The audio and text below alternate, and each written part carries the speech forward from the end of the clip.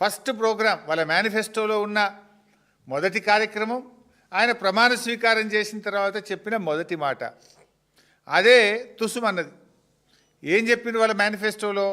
ముఖ్యమంత్రి గారు తన కార్యాలయంలో ప్రతిరోజు ప్రజల్ని కలుస్తాడు, ప్రజా దర్బార్ నిర్వహిస్తాము అని మేనిఫెస్టోలోని మొదటి పారాలో చెప్పారు.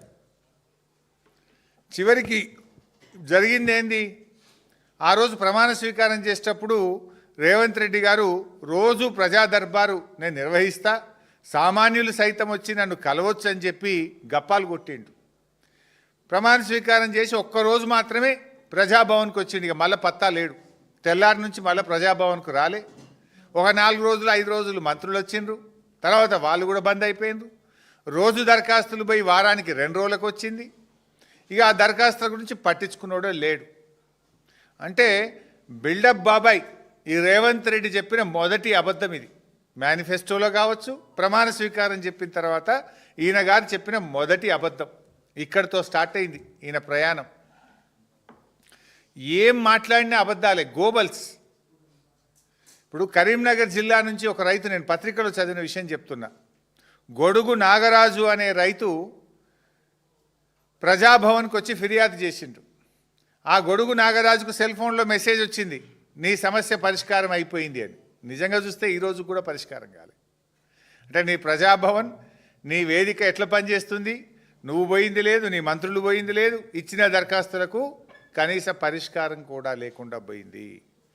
అంటే ఇలా ప్రజాభవన్ అనేది ప్రజలకు ఉపయోగపడతలేదు. జల్సాలకు, విందులకు, వినోదాలకు కేర్ ఆఫ్ అడ్రస్గా ప్రజాభవన్ను మార్చిండ్రు. పొద్దున బ్రేక్ఫాస్ట్ మీటింగ్లు, మధ్యాహ్నం సెటిల్మెంట్లు, సాయంత్రం గానా బజానాలు, సంగీతులు, పెళ్ళిళ్ళు, రిసెప్షన్లు, ఎంగేజ్మెంట్లు, దీనికి వేదికగా ప్రజాభవన్ను మార్చిండ్రు. సిఎల్పి మీటింగ్లకు వేదికగా ప్రజాభవన్ను మార్చిండ్రు. 2 సంవత్సరాలుగా మీరు చెప్తున్నది అభివృద్ధి కాదు, అసమర్థత, పారదర్శకత కాదు, దోపిడీ, గ్యారంటీలు కాదు, గారడి. అంటే ఇది ప్రజాపాలన కాదు, ఇది నయవంచక పాలన. రేవంత్ రెడ్డి ఒక ప్రైవేట్ లిమిటెడ్ కంపెనీ పాలన ఇది. ఇలా నీ 2 ఏళ్ల పాలనలో బీఆర్ఎస్ ఎన్నో విజయాలు సాధించింది, నేను ఇందాక చెప్పాను. మరి కాంగ్రెస్ ఏం చేసింది? ఒక్కటన్నా ఉందా? ఆత్మస్తుతి, పరనింద.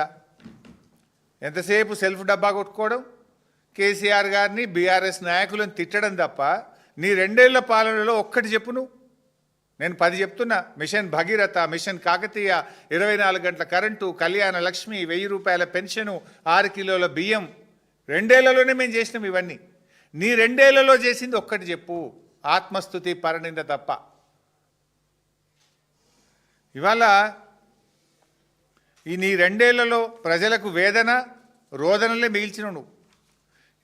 నీ 2 ఏళ్లలో నువ్వు రాగానే మెట్రో రైలు రద్దు అంటావు, ఫార్మాసిటీ రద్దు అంటావు, కేసీఆర్ గారు ప్రారంభించిన పథకాలు రద్దు అంటావు. కేసీఆర్ కిట్ రద్దు, న్యూట్రిషన్ కిట్ రద్దు, దళిత బంధు రద్దు అంటావు, గొర్రెల పంపిణీ రద్దు అయిపోతుంది, సీఎం బ్రేక్ఫాస్ట్ పథకం రద్దు అయిపోతుంది. పథకాలు రద్దు చేస్తావు, స్కీములు రద్దు చేస్తావు. కేసీఆర్ గారు ప్రారంభించినటువంటి రోడ్లు కావచ్చు, ప్రాజెక్టులు కావచ్చు, దాన్ని అటకెక్కిచ్చేసిండు. ఇవాళ కాళేశ్వరం ప్రాజెక్టు ఒక తక్కువలో తక్కువ 1% ఖర్చు పెడితే లక్షల ఎకరాలకు నీళ్ళు ఇచ్చే అవకాశం ఉంది. 80% పాలమూరు ప్రాజెక్టు పూర్తయింది. ఇవాళ అనేక రోడ్లు కావచ్చు, రెసిడెన్షియల్ స్కూళ్ళు కావచ్చు, మెడికల్ కాలేజీలు కావచ్చు, అన్నీ కూడా అటకెక్కిచ్చేసినావు నువ్వు. ఇవాళ అందువల్లనే ఇవాళ హైదరాబాద్ బ్రాండ్ ఇమేజ్ ఆగమైపోయింది. పెట్టుబడులు పెట్టే సంస్థలు పునరాలోచనలో పడ్డాయి.